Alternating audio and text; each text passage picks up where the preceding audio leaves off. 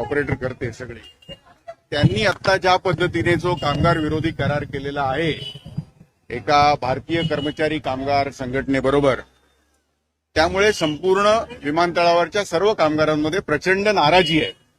याचं कारण असं की गेली काही महिने या कंपनीबरोबर आमच्या वाटाघाटी सुरू होत्या.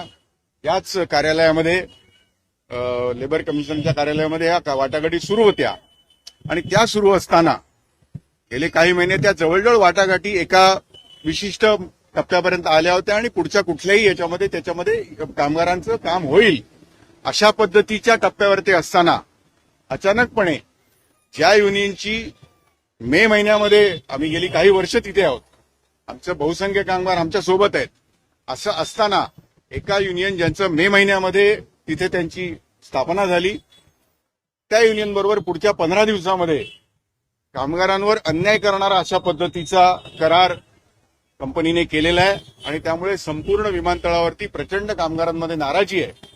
तेच आम्ही आता कामगार आयुक्तांना सांगितलं की जर आपली त्या पद्धतीने तिकडे त्यांच्याबरोबर वाटाघाटी सुरू होत्या तर अचानकपणे कंपनीने एका युनियन बरोबर कसं काय तुम्ही करार केलात, त्यामुळे तो मुळात जो करार आहे तोच रद्द करावा किंवा त्याच्यासाठी आमचं तीव्र शब्दामध्ये आमची नाराजी तिकडे व्यक्त केली आणि कामगारांना देण्याचा आमचा प्रयत्न आहे तो आम्ही सर्व बाजूनी तो करणार आणि न्याय मिळाल्याशिवाय आम्ही त्यांना कामगारांना मिळवून देणार. चर्चेला येत नाही. आता दुसरी बैठक आहे तुमची. नाही, आता मॅनेजमेंट चर्चेला येत नाही, तेच सांगतो ना, त्यांना जे हवं ते केलं. तो जो करार केलाय तो संपूर्णपणे कामगार विरोधी आहे. तर मला याच्यामध्ये असंही वाटतं की कुठेतरी, आणि हा मुंबई विमानतळापुरता आहे, म्हणजे दिल्लीच्या जी मॅनेजमेंट आहे ती दिल्लीची आहे, म्हणजे दिल्लीचा मॅनेजमेंटचा हा मुंबईच्या कामगारांवरती आकस काही असण्याचं काही विशेष कारण आहे का, हा सुद्धा मला शंका येते. त्यामुळे त्यांनी जो करार केलाय तो आम्हाला मान्य नाही आणि त्यासाठी महाराष्ट्र निर्माण सेनेची हवाई कर्मचारी सेना ही जी युनियन आहे ती पूर्णपणे सर्व ताकदीनिशी आम्ही त्याचा विरोध करू आणि कामगारांच्या मागण्या मान्य केल्याशिवाय आम्ही स्वस्थ बसणार नाही. सावंत म्हणतात की कामगारांच्या मराठीच्या महाराष्ट्राच्या मुद्द्यासाठी सगळ्यांनी एकत्र आलं पाहिजे. सेना मनसेच्या युतीची चर्चा आहे, मनसेकडून अद्यापर्यंत भूमिका असं आहे की आजचा जो विषय आहे हा कामगार आयुक्तांकडचा विषय आहे. तो एका विशिष्ट कंपनीच्या कामगारांच्या बाबतीत जो करार झालाय त्याला विरोध करण्याबाबत आहे आणि त्यामुळे त्याचा इतर कुठल्याही विषयाशी संबंध नाही आणि आम्ही त्या कामगारांच्यासाठी जो लढा आहे तो आता यापुढे अधिक तीव्र करणार आहोत आणि कामगारांना न्याय मिळाल्याशिवाय आम्ही थांबणार नाही. अरविंद सावंत म्हणाले की मराठी हितासाठी सर्वांनी एक व्हायला पाहिजे. महाराष्ट्र दुभंगलेला आहे. ज्या कर्मचारी संघटनेबाबत आपण म्हणताय ती भाजपची आहे, त्यामुळे भाजप विरोधी आता मनसे आणि ठाकरेंची सेना एकत्र येणार. आम्ही अजाईलच्या कर्मचाऱ्यांसाठी तिथे आत्ता भांडत आहोत. मी तुम्हाला सांगितलं तसं दिल्लीच्या मॅनेजमेंटनी कदाचित मुंबई विमानतळावरती ज्या कर्मचाऱ्यांचं युनियनचं जे काही मागण्या होत्या त्या मान्य न करता जो करार केलेला आहे त्याला विरोध करण्यासाठी आम्ही इथे जमलेलो आहोत. आमचा लढा अधिक तीव्र करू. बाकी जे तुम्ही विषय बोलताय ते आजच्या आमच्या ह्या इथल्या बैठकीचा मुद्दा नव्हता. त्या बाबतीत जे काय असेल तुम्हाला जी काही माहिती पाहिजे ती सन्मान्य राजसाहेबांकडून मिळू वरिष्ठ शकेल. नेते आहात, मनसेचे वरिष्ठ नेते आहात. सध्या जे काही राज्यभरात राजकीय वर्तुळात चर्चा आहे दोन्ही ठाकरे बंधू एकत्र येणार, त्यावरती आपलं काय? नाही, या बाबतीमध्ये जे काही भाष्य करायचंय ते केवळ आमच्या पक्षाचे अध्यक्ष आणि नेते सन्मान्य राजसाहेब ठाकरे हेच करू शकतील. त्यामुळे आजचा हा जो कामगारांच्या बाबतीतला विषय त्या व्यतिरिक्त इतर कुठल्याही विषयावर भाष्य करणं मी हे योग्य होणार नाही आणि ती आता योग्य वेळही नाही. भविष्यातल्या युतीची याला नांदी म्हणावी का?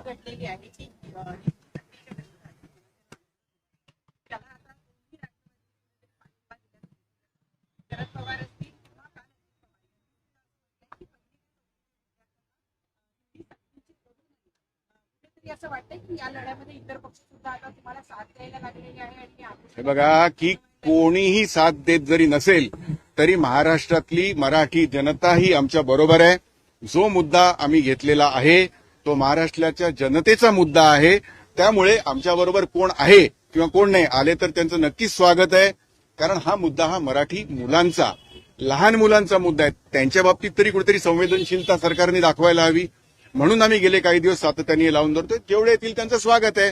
पण एक मात्र तुम्हाला नक्की सांगू शकतो की बाकी कुठले राजकीय पक्ष बरोबर आहेत किंवा नाही याची मला कल्पना नाही, पण महाराष्ट्रातली जनता, मुलं, विद्यार्थी आणि पालक आमच्या बरोबर आहेत एवढं मात्र मी तुम्हाला सांगू शकतो.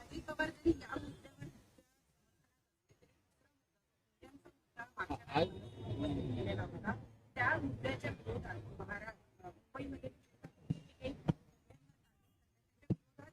काही सगळे जे मुस्लिम आमदार किंवा नेते आहेत त्यांनी अजित पवारांबरोबर पोलीस आयुक्तांची भेट घेतलेली आहे आणि त्यांनी मागणी केलेली आहे की जी कारवाई सुरू आहे ती अयोग्य जबरदस्तीने नाही, मला आता तुम्ही जो विषय सांगताय यावर मला कल्पना नाही, कारण सकाळपासून मी या इथल्याच कार्यालयामध्ये आलेलो आहे. त्यामुळे याच्यावरती आता मी काही बोलू शकणार नाही. पण तुम्ही मराठीचा जो मुद्दा किंवा मराठी हिंदी सक्तीचा जो मुद्दा बोललात त्याबद्दल मी तुम्हाला सांगू शकतो की संपूर्ण महाराष्ट्रातली जनता, विद्यार्थी आणि पालक हे आमच्या बरोबर आहे. तेव्हा त्याला यश हे नक्कीच येईल याची मला खात्री आहे. धन्यवाद. बोला. आज सुद्धा मॅनेजमेंट आलेलं नाही असं कळतंय.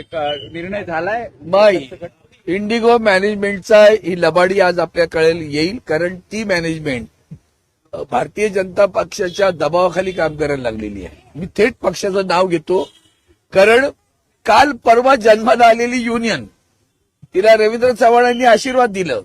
तिच्याकडे किती सदस्य आहेत, सभासद आहेत की नाही, काही नाही, त्यांच्याबरोबर येऊन मेजॉरिटी, ज्याला बहुमत असलेल्या युनियनच्या सोबत कुठलीही चर्चा न करता कशी काय सेटलमेंट करू शकता. मुळात असं आहे की 4 मार्चला भारतीय कामगार सेना आणि हवाई कामगार सेनाच्या सोबत माननीय श्रमायुक्तांची चर्चा झाली. त्या चर्चेमध्ये 4,000 रुपये सगळ्यांना सरसकट वाढ देण्याचं मान्य केलं. उर्वरित आम्ही त्यांना म्हटलं, जर तुम्ही 1 एप्रिल 2025 पासून लागू करत असाल, 24 पासून, तर निदान 21,000 रुपये अशा कर्मचाऱ्यांना द्यावा, अशी एक ऍडिशनल मागणी होती. तेवढ्यापुरतं ते मर्यादित शिल्लक होतं. ते न करता गपचूपपणे येतात. काय भारतीय मला कळत नाही, जनता पक्षाची युनियन आहे, सर्वसामान्य गरिबांच्या तोंडातला घास काढून घेणारा करार केला त्यांनी. गरिबांच्या घरात तोंडातला घास काढणारा, म्हणजे 2,000 तो करार दाखव कॉपी, म्हणजे नको दे आम्ही बोलतो.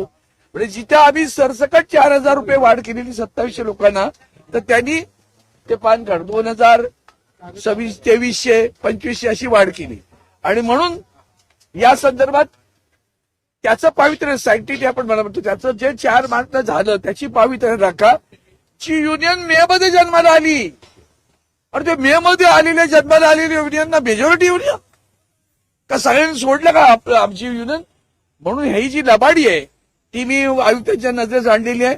म्हटलं ज्यांना मान्यता नाही, जी मेजॉरिटी नाही, त्याच्याबरोबर कसं करार करतात, कारण यांना पैसे कमी करून पाहिजे होते, लबाडी केली त्यांनी, आणि स्वतःच कबूल केलेली रक्कम परत बदलतात. हे कितपत योग्य आहे आपण पाहिलं पाहिजे. आणि म्हणून आज आम्ही पुन्हा बैठक घेतली. एक शेवटची संधी देणार, 2 बैठकांना मॅनेजमेंट आलेली नाहीये, आणि ती जर आली नाही तर या संदर्भात आता पुन्हा काहीतरी 3 जुलै 2025 ची तारीख दिली, तारखा ते देत राहतील. आम्ही आता वाट पाहणार नाही. शिवसेना स्टाईलने भारतीय कामगार सेना इंडिगोच्या कर्मचाऱ्यांना न्याय देण्यासाठी रस्त्यावर उतरल्याशिवाय राहणार नाही, असा प्रेम जाहीर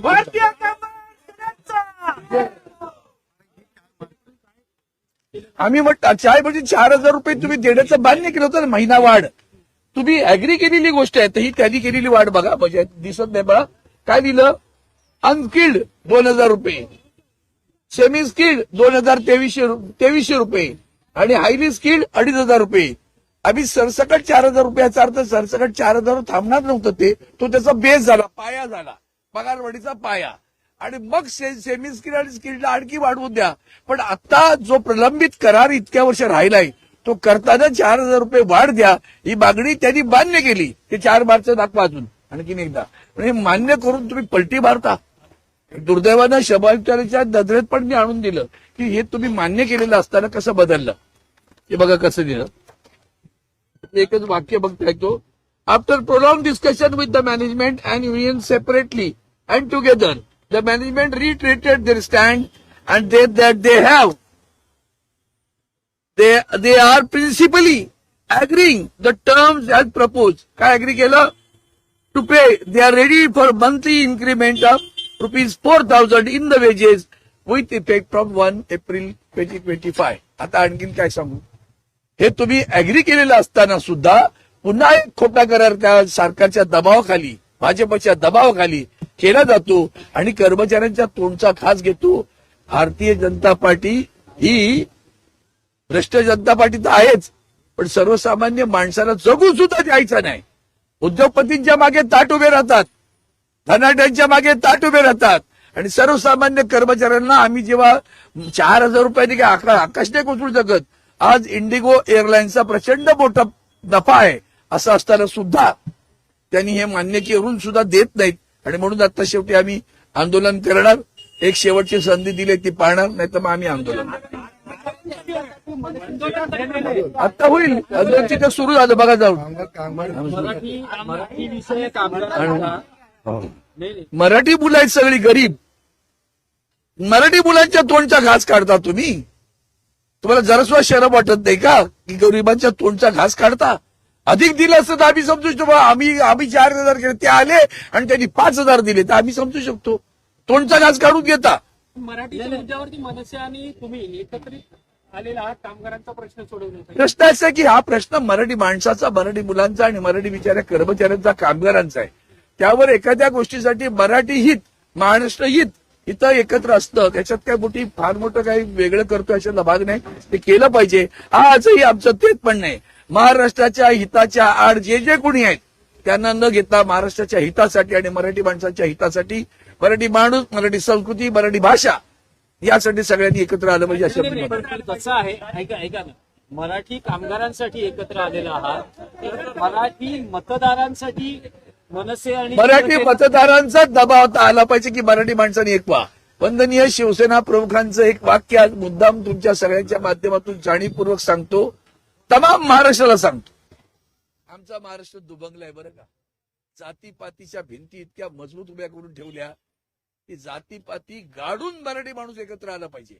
म्हणून वंदनीय शिवसेना प्रमुख म्हणाले होते, ब्राह्मणेतर, मराठेतर, 96 कुळी 92 कुळी, उच्च नीच, दलितेतर, घाटी कोकणी, स्पृश्य अस्पृश्य, सारे भेद गाडून मराठी माणसा एक हो. मुंबईतल्या मराठी माणसा हे वंदनीय शिवसेना प्रमुखांचं आपल्यासाठी दिलेलं प्रबोधन आहे. त्याचं अंमलबजावणी आपण केली पाहिजे असं मला वाटतं. एकत्र येतात, मात्र अद्याप दोन्ही भाऊ एकत्र येताना दिसत नाही. मला वाटतं तो विषय आमच्या नाही, तो दोन भावांचा आहे त्याच्यात.